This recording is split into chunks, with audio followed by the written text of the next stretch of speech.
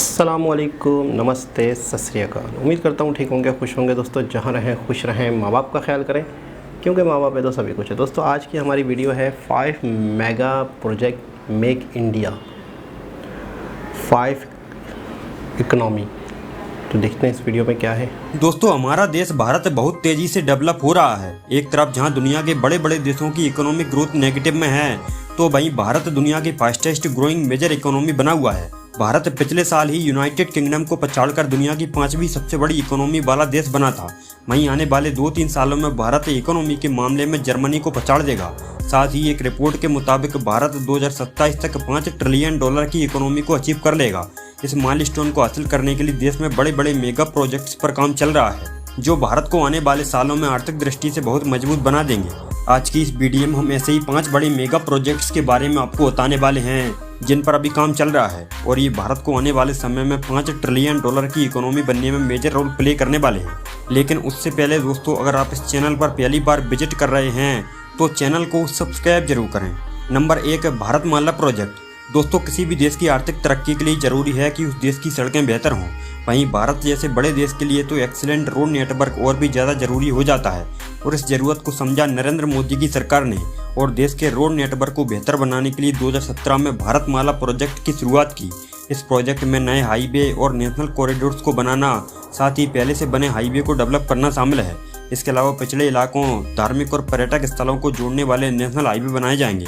सरकार के मुताबिक प्रोजेक्ट के पूरा होने पर भारतमाला के तहत नेशनल हाईवे की टोटल लंबाई 51,000 किलोमीटर होगी, जिसकी टोटल कॉस्ट 5,93,000 करोड़ रुपए बताई जा रही है।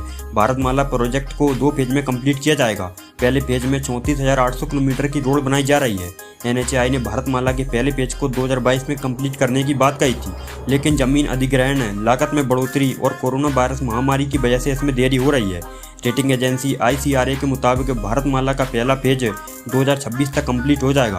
भारतमाला के तहत रोड नेटवर्क बेहतर होने से कार्गो की तेज आवाजाही और इंटरनेशनल ट्रेड को बढ़ावा मिलेगा। साथ ही लॉजिस्टिक कॉस्ट में कमी आएगी, जिससे एक्सपोर्ट बढ़ेगा और देश में निवेश आएगा। फास्ट ट्रैवलिंग होने से सप्लाई चेन की कॉस्ट 18% से घटकर 6% पर आ जाएगी।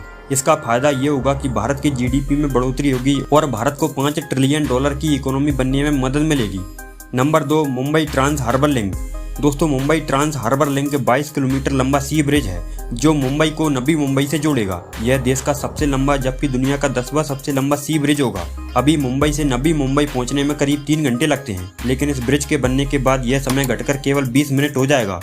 करीब 18,000 करोड़ की लागत से बनाए जा रहे इस ब्रिज का 16.5 किलोमीटर का हिस्सा समुद्र पर है, जबकि 5.5 किलोमीटर जमीन पर। यह ब्रिज लगभग कंप्लीट हो चुका है और इसी साल नवंबर में इसे आम लोगों के लिए खोल दिया जाएगा। इसके शुरू होने से देश की फाइनेंशियल कैपिटल मुंबई को नई दशा और दिशा मिलने की उम्मीद है, और मुंबई के साथ साथ देश की इकोनॉमी भी बढ़ेगी। Number 3, Sagarmala project. दोस्तों भारत हिंद महासागर में मेजर इंटरनेशनल ट्रेड रूट पर स्थित है और इसकी कोस्टल लाइन 7500 किलोमीटर लंबी है। फिर भी पोर्ट्स पर क्षमता की कमी और मॉडर्न फैसिलिटीज के अभाव की वजह से माल ढुलाई में बहुत ज़्यादा समय लगता है और वर्ल्ड ट्रेड में भारत ज़्यादा हिस्सेदारी नहीं दे पाता है, जबकि देश का करीब 90% एक्सपोर्ट इन्हीं पोर्ट्स के जरिए होता है। और इसी कमी को दूर करने के लिए सरकार ने मेक इन इंडिया के तहत 2017 में सागरमाला प्रोजेक्ट की शुरुआत की। सागरमाला का मेन पर्पज नए पोर्ट्स बनाना, जो पोर्ट्स पहले से बने हैं उन्हें मॉडर्न फैसिलिटीज से लैस करना और इन पोर्ट्स के आसपास स्पेशल इकोनॉमिक जोन डेवलप करना है। इसके अलावा सागरमाला से पोर्ट्स को भारत के रोड और रेल नेटवर्क से भी जोड़ना है। इससे मैन्युफैक्चरिंग को बढ़ावा मिलेगा, क्योंकि देश के किसी भी कोने से इंडस्ट्रीज में तैयार होने वाले माल को आसानी से, कम लागत में और जल्दी पोर्ट्स पर पहुंचाया जाएगा, जिससे भारत का इंटरनेशनल ट्रेड बढ़ेगा। एक रिपोर्ट के मुताबिक सागरमाला से साल 2025 तक भारत का ट्रेड एक्सपोर्ट $110 बिलियन पर पहुंच जाएगा। साथ ही इससे देश के 1 करोड़ लोगों को डायरेक्ट और इनडायरेक्ट रोजगार भी मिलेगा। इससे भारत की इकोनॉमी तो बढ़ेगी ही, साथ ही यह देश के लॉजिस्टिक सेक्टर की तस्वीर को बदल देगा। Number 4, Delhi Mumbai express way. Delhi Mumbai express way Bharat का सबसे लंबा एक्सप्रेस वे है, जिसकी कुल लंबाई 1386 किलोमीटर है। यह तकरीबन $13 बिलियन की लागत से बनाया जा रहा है। अभी तक लोगों को दिल्ली से मुंबई सड़क से सफ़र करने पर 24 घंटे लगते थे, लेकिन एक्सप्रेस वे तैयार होने के बाद यह दूरी महज 12 घंटे में पॉसिबल हो जाएगी। दिल्ली मुंबई एक्सप्रेस वे फिलहाल 8 लेन का होगा।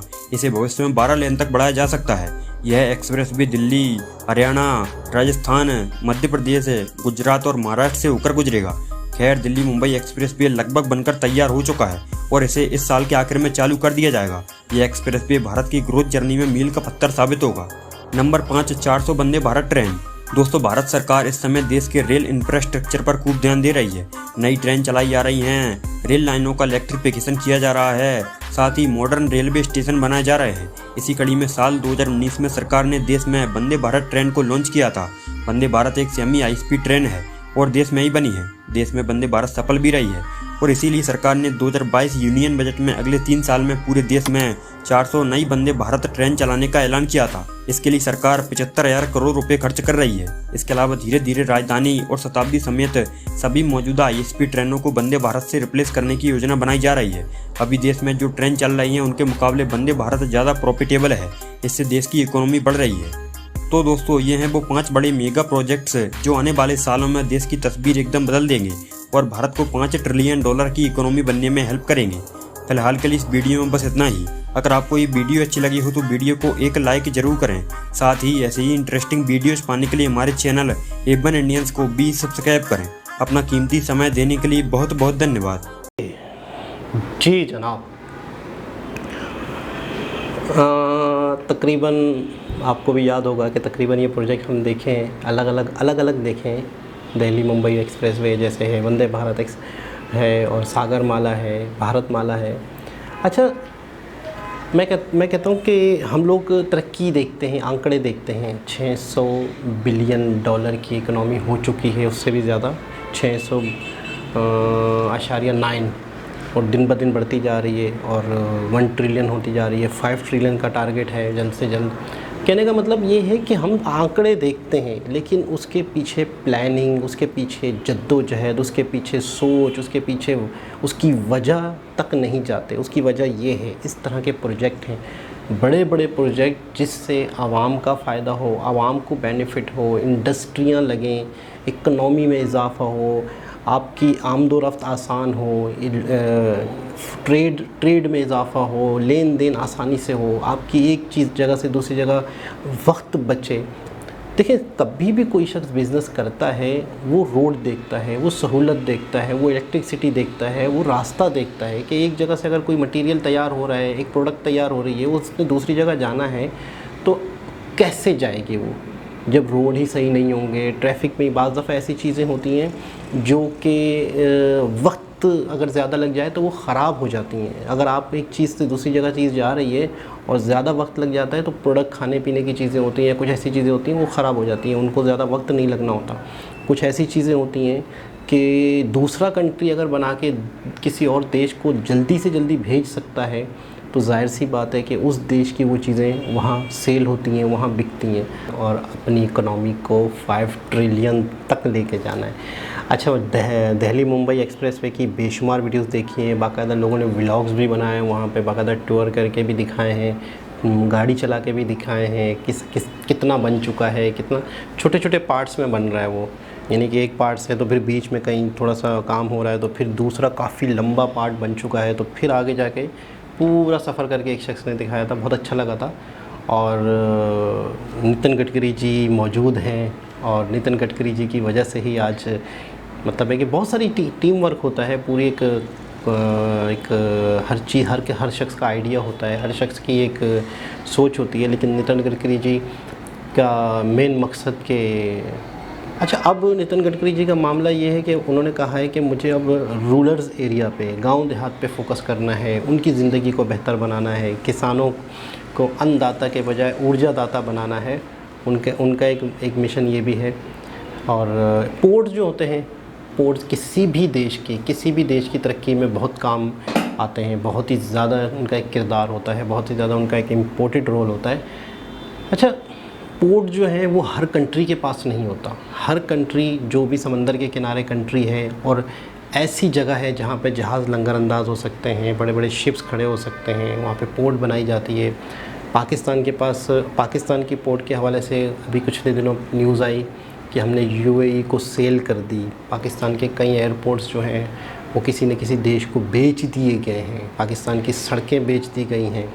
क्यों? क्योंकि हमारे पास पैसे नहीं हैं, हमारे पास सैलरीज़ देने के, गवर्नमेंट मुलाजमीन को सैलरी देने के पैसे नहीं हैं। और जब आप पोर्ट ही किसी को दे देते हो तो आप कैसे इनकम करोगे? कल परसों मैं एक जुमला सुन रहा था कि हम कर्ज़ उतारने के लिए कर्ज़ ले रहे हैं।